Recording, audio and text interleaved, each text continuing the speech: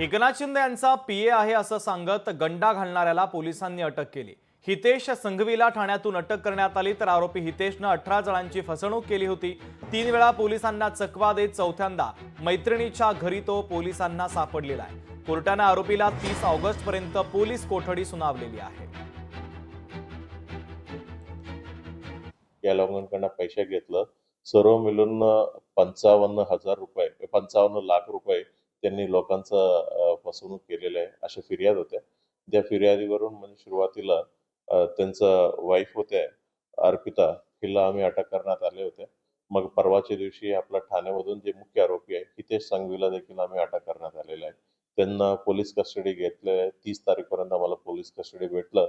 नेमका ही जे पैसे त्यांनी कुठे खर्च केला किंवा कुठे त्यांनी ठेवलेले आहे या विषयावर आमचे तपास करून या पैसे आम्ही रिकव्हर करण्याचा प्रयत्न करू। लोकशाही मराठी ऐका, पहा, जागरूक रहा।